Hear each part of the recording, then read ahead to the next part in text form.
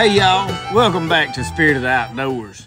I know y'all probably don't want to see no black powder shooting video, but it's time to get the flintlock out. Squirrel season's coming up on us fast. And last year I missed several squirrels. Gun was dialed in. The gun is set though at about 50 yards.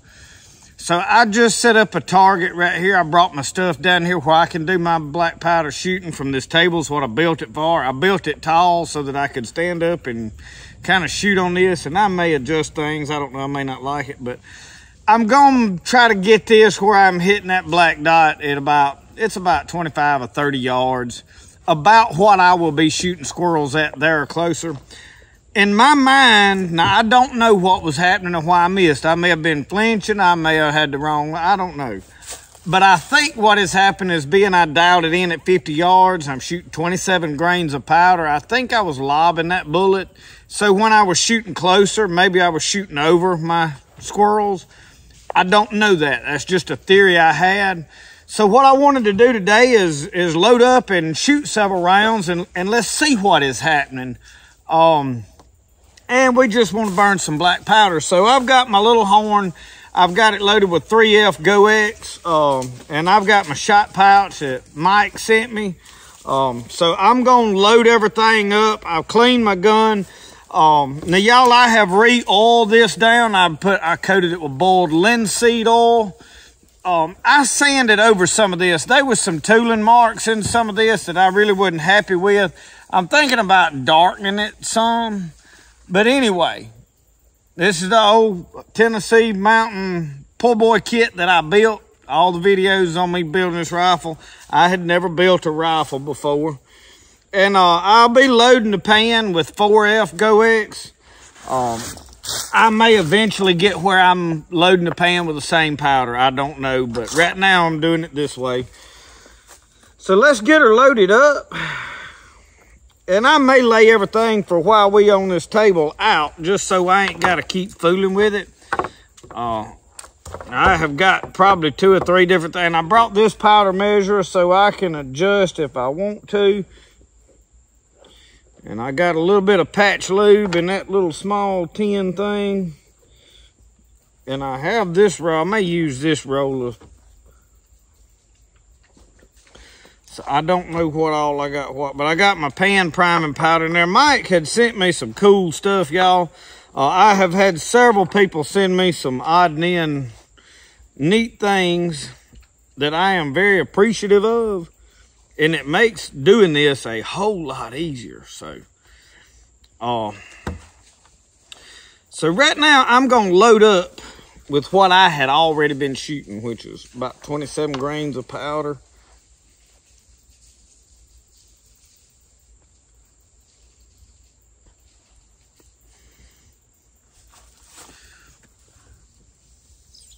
I cleaned this a while ago, so I know it was already. And I didn't oil it. I dry cleaned it, in other words. I just run some dry patches down it to make sure everything was kosher.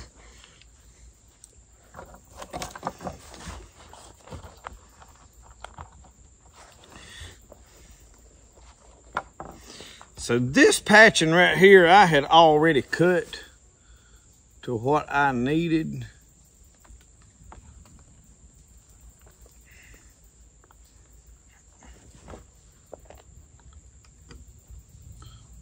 Mash that ball to flat. And y'all, if you hadn't seen this patch knife, this is the coolest patch knife. I have got several. I've got one that Uncle Sasquatch sent me. I am going to make me a neck sheath here pretty soon, and you will see me toting it. So I wanted to use this one because I don't really have a way to carry it except sticking it in my pocket. And I put it in my bag, so. Anyway, that is why I'm using this one at the moment.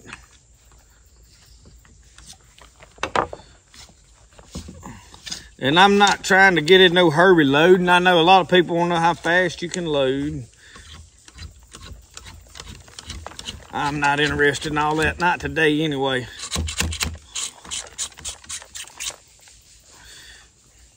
And I may wind up just laying this ramrod on the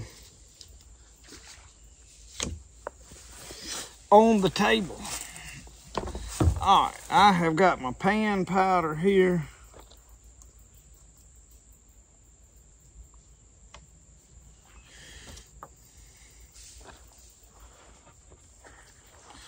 I don't think that's enough.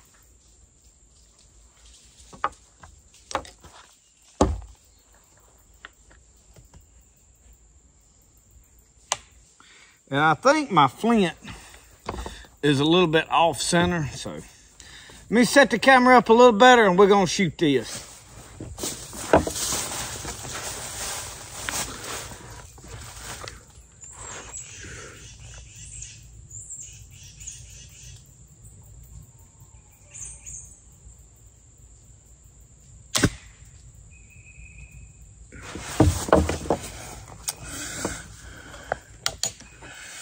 Well, well, boys.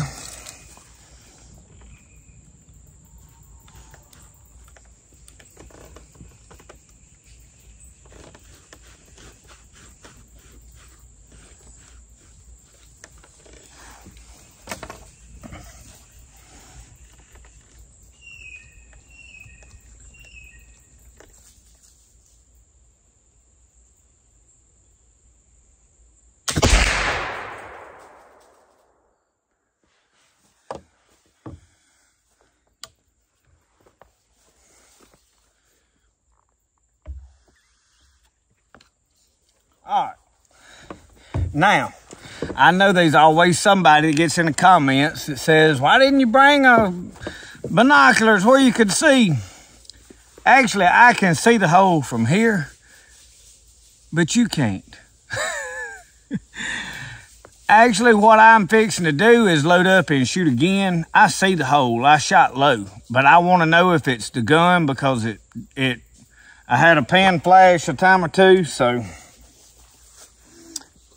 let's load it up again.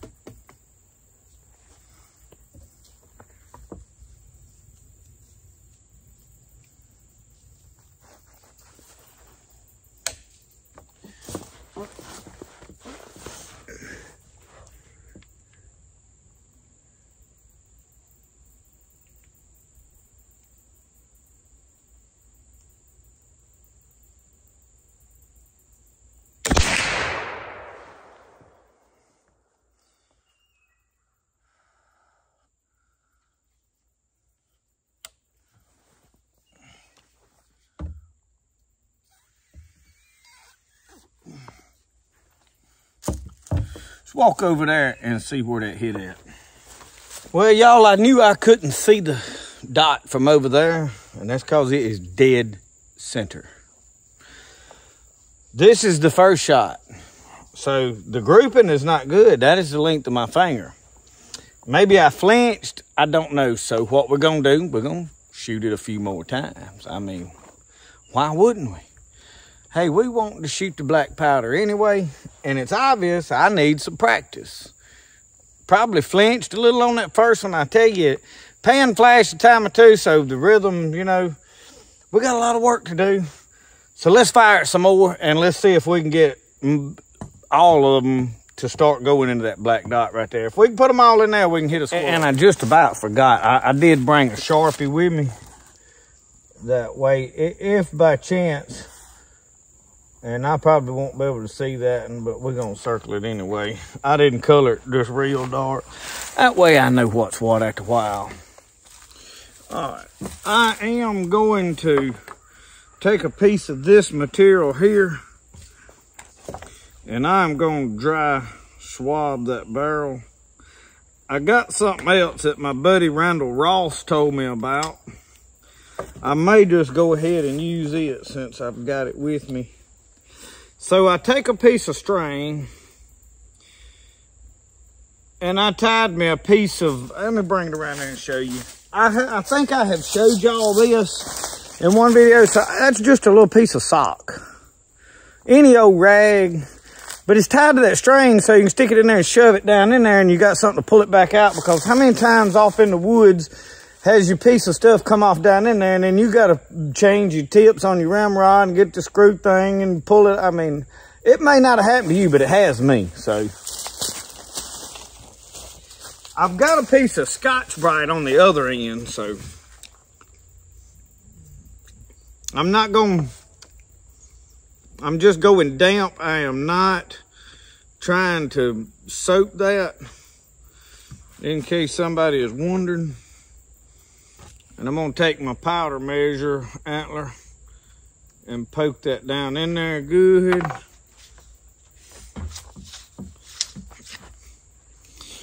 And this is because I am target shooting and I'm trying to see what the gun is doing. You know, I need to make sure it ain't getting fouled. It shouldn't be awful, but you never know. I mean, there's black powder on it. All right.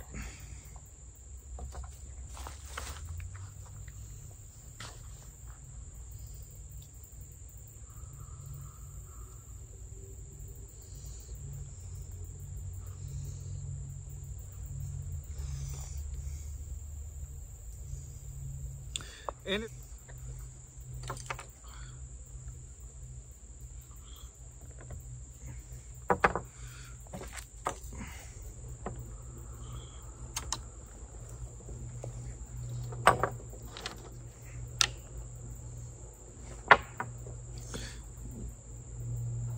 I'm trying to cut that patch material as clean as I can, y'all.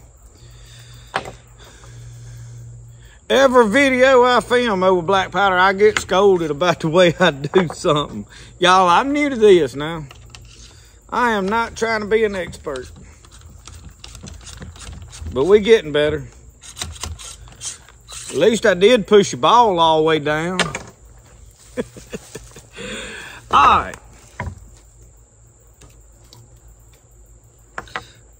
I try to do this vent pick every time.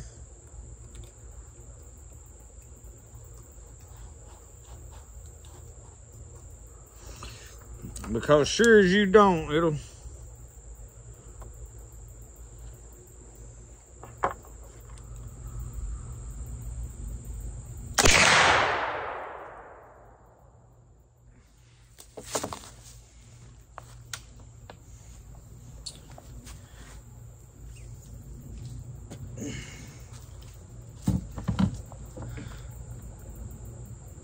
That one I can see, it is dead center, but it's about 1 inch or 2 low.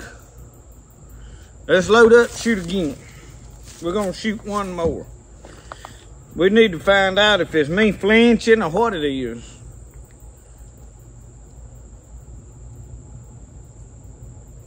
I'm sure somebody's answer is to get a right-handed flintlock, a left-handed flintlock. Ain't happening. My next one will be same way this one is.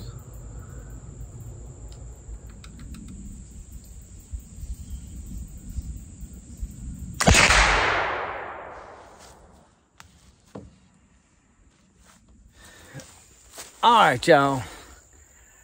I am consistently shooting low, okay?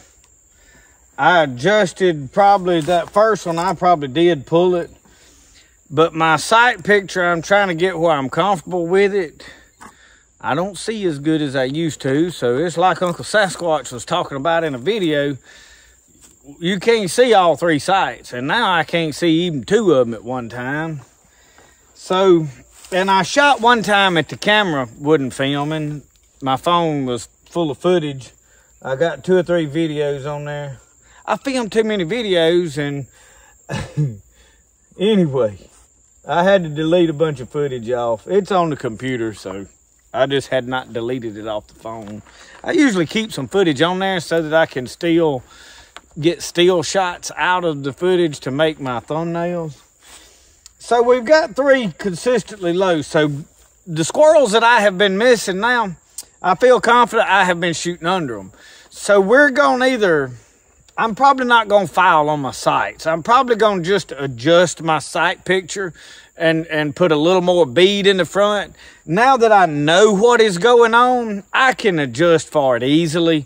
And I'm not really ready right now to go to filing on there, because what if I do decide I'm going to shoot a longer ways, and I need, you know, because I think this gun is rising still.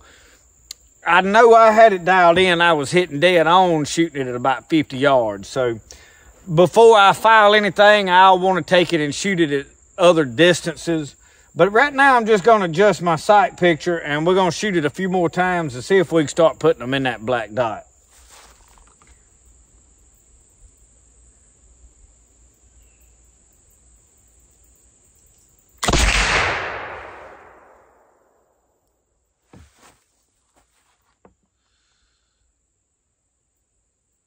I can't see that one, so hopefully it's in the black. Let's shoot it again. We're gonna go ahead and do a reload and shoot. I don't want it on full cock, I want it on half cock. Let me blow that smoke. I like to blow that smoke out of that barrel, y'all. I just like to see it come out of there.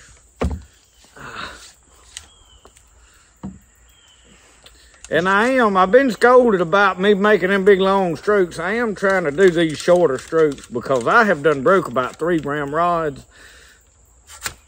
But most of it is because I was not cleaning the gun when I was hunting. And the gun get filed up and having to force that ball down to file the barrel. Yeah, that'll do it for you. Or at least it will from me.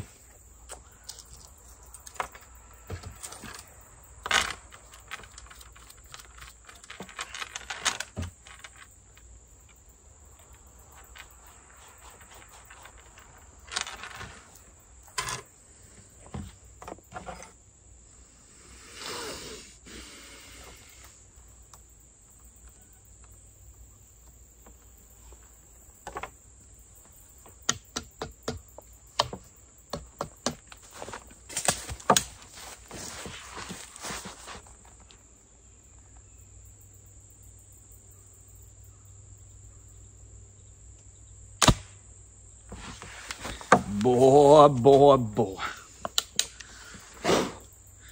That happens all too often.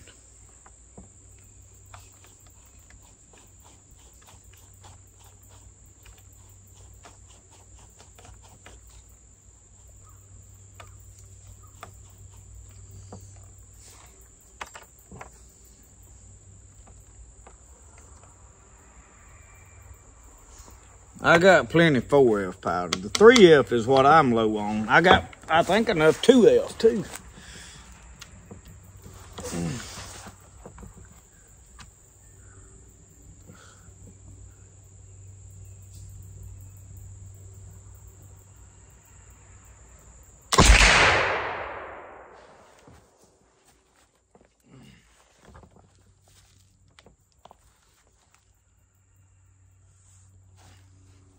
Let's go take a look-see, see what we got. Well, y'all, I'm proud to tell you that both of them last 2 shots is in the black. That is a dead squirrel. So with a simple deal of knowing where my gun is shooting now, last year I missed a few squirrels simply because I guess I was in a rush and didn't just get out here and shoot. I'm happy with this. At this distance, I just needed to know how I needed to set up my sight picture.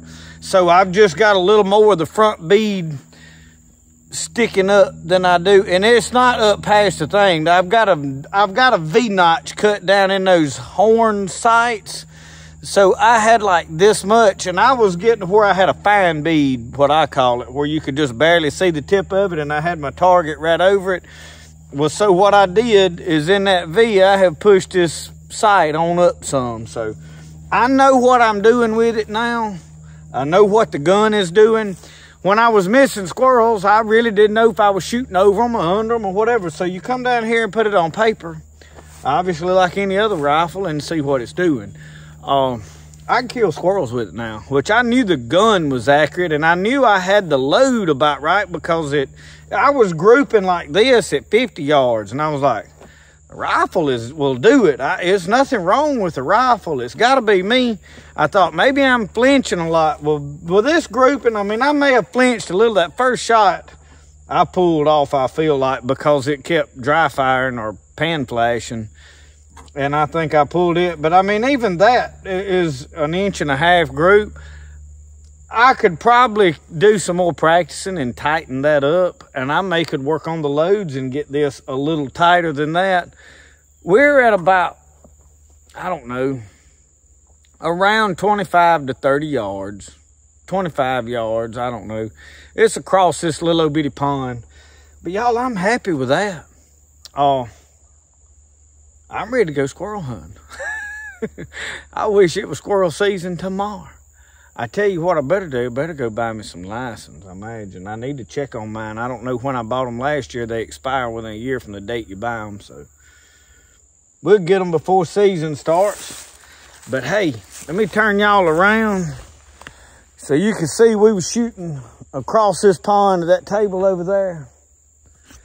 And for those of you that did not know, it's a 36 caliber rifle that I built. You can contact Mr. Jack Garner in Corinth, Mississippi. I can get you his number. I'm not going to just post it on the website. If you're interested in it, email me and I'll get you his contact information if you don't already have it. And there's some other people out there, I'm sure that you know, that can probably get it for you, but it's Tennessee Valley Manufacturing. And he has a lot of different kits, and he's got a young guy he's apprenticing to learn how to build them. So, and the young guy is doing a fantastic job. From what I saw, I hand looked at some of the rifles that the young man was building, learning the art, and learning from a good builder. Built a lot better rifle than what I have built. So, go if you're interested in one of them flintlocks, you know. The time, this is 2 or 3 years ago, I give about $650 for the kit, and Jack will build you a rifle. So I'm excited about it. I'm probably gonna build me another rifle here before 2 got off along. I want a 54 smoothbore where I can shoot shot in it, and you know, maybe turkey hunt with it if I wanted to turkey hunt. But I could squirrel hunt with it, but I could shoot some 54 round ball too. Just a cause gun. So, and he can get all that if you want one of them. And so now what we're going from here, we need to get the 50 caliber out. We need to dial it in good. And that's the reason, y'all, this target, I didn't just like drive it down in the ground. The post I got here is starting, them oak boards is starting to rot, but I can move this on back there and prop it up a little further back. And this is a good little place to shoot because there ain't nothing right here behind me. And I may build me a backstop back here eventually out of some logs. Roscoe's that squirrel up that tree? You guarding that tree pretty heavy there. Is there a squirrel up it? Are you looking at him? Where's he at, boy? Where's that squirrel? Where's he at? Where's he at, boy?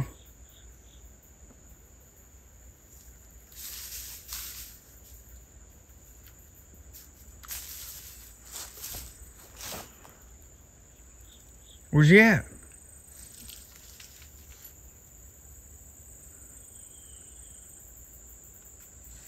Y'all, I believe old Roscoe about ready to go squirrel hunting too.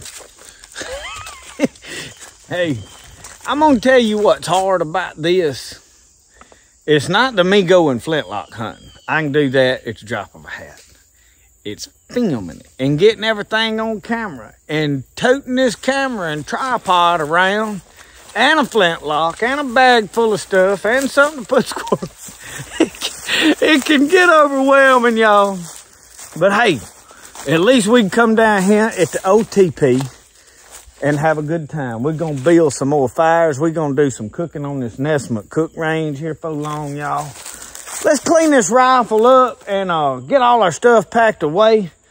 I need to work on my loading it and all that, so we may shoot it some more another day. I don't want to make this video just too god-awful long, but, you know, I want to make it a good video. So one more time, I'm going to run this, and y'all, this ramrod, I mentioned to y'all that I had broke some ramrods. I've got a video somewhere back in the black powder playlist where I made, and you see this is not a perfectly straight ramrod.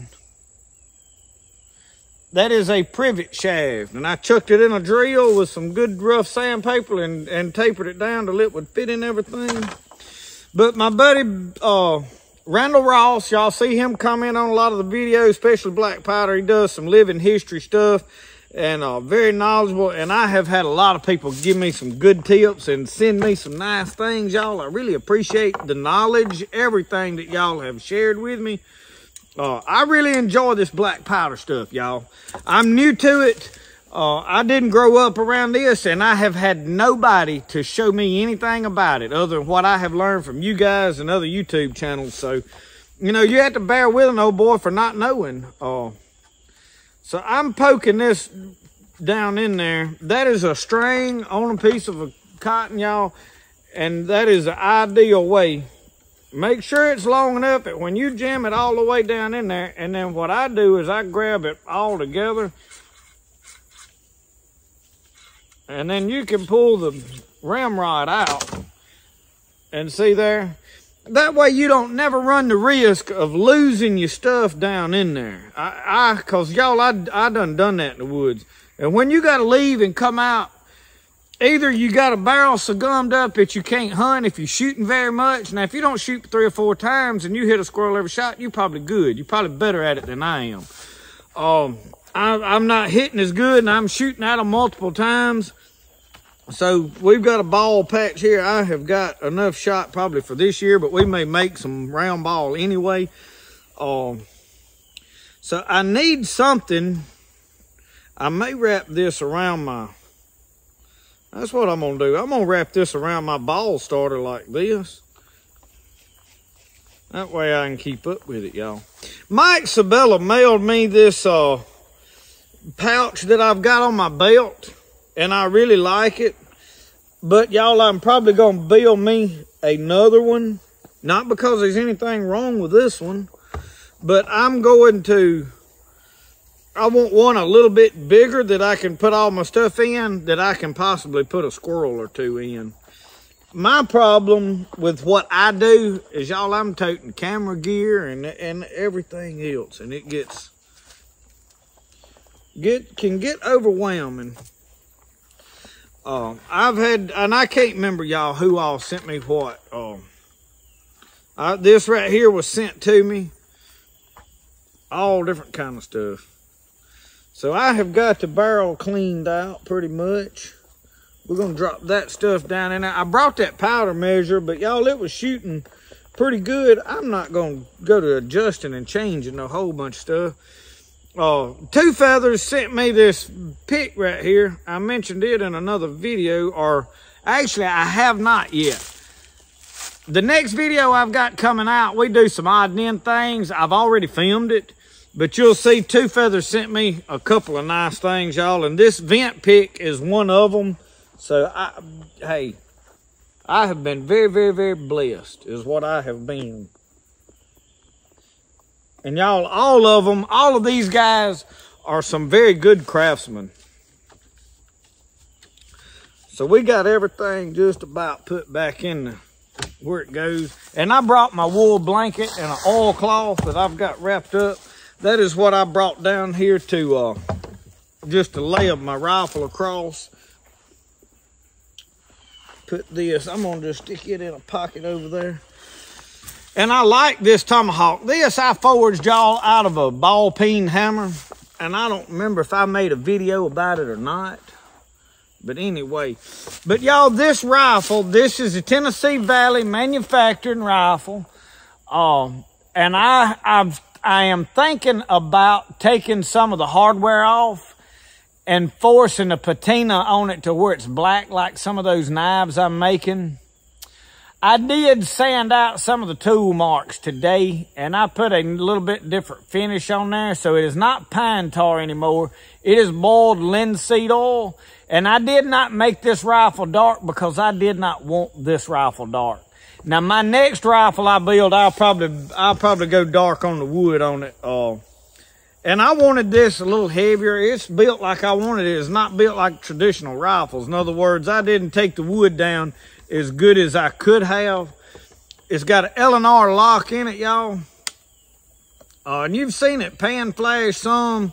I don't know what the total deal there is, but we're gonna do some more cleaning. I may need to take a drill bit and touch up that hole a little bit. I don't want to make it larger, but I may need to clean it out, ream it out a little bit or something, or either kind of comb that hole out at the beginning. But anyway, y'all, this is us down here shooting old Flintlock 36 caliber Tennessee pull boy kit. Thank y'all for watching Spirit of the Outdoors. Remember, the best way to do things is the way you like to do it. We'll see y'all. Y'all have a good one.